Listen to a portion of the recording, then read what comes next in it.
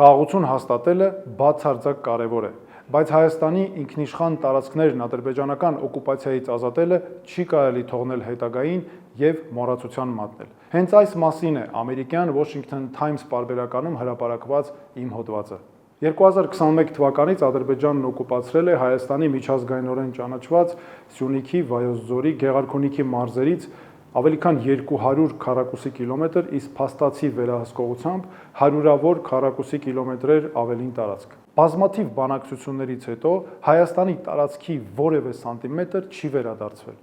Օկուպացիոն որևէ ստորաբաժանում դուրս չի բերվել։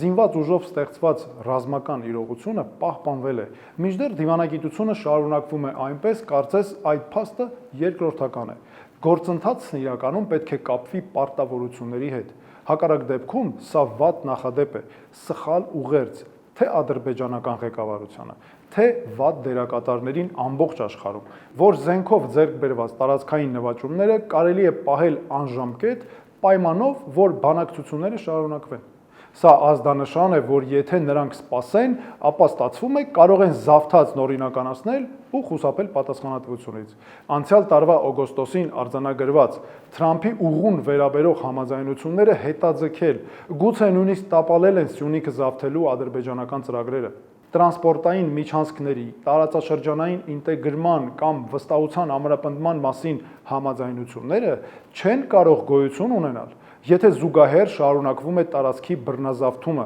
ԱՄՆ-ում օգոստոսի 8-ի հանդիպումից հետո Ադրբեջանի նախագահ Իլհամ Ալիևը հրապարակավ հիվանդ բնորոշեց հայ հասարակությանը։ Ադրբեջանը շարունակում է առաջ տանել պետական հովանավորությամբ նարատիվ, ըստ որի ամբողջ Հայաստանը հին ադրբեջանական հող է։ Նման բառապաշարը անհամատեղելի է հաշտությունից։ Սա ոչ թե համակեցության, այլ հիերարխիայի, ոչ թե փողզիչման, այլ ճնշման ու ռասիզմի լեզու է։ Հարատև խաղաղությունը կհաստատվի միայն այն դեպքում, երբ բանակցությունները հիմնվեն պարզ սկզբունքի վրա։ Սահմանները չեն կարող փոխվել ուժով, եւ օկուպացիան չի կարող նվեր տրվել ժամանակի ընթացքում։ Հենց այս տրամաբանությամբ էլ մենք շարժվելու ենք մեր կառավարման ժամանակ։ Հասնելու ենք խաղաղության, բայց այն չի լինելու խաղաղություն, որը զավթողի բարի կամքի հույսին է, այլ խաղաղություն, որն արդյունք է հաստատված կոնկրետ մեխանիզմներով ու երաշխիքներով։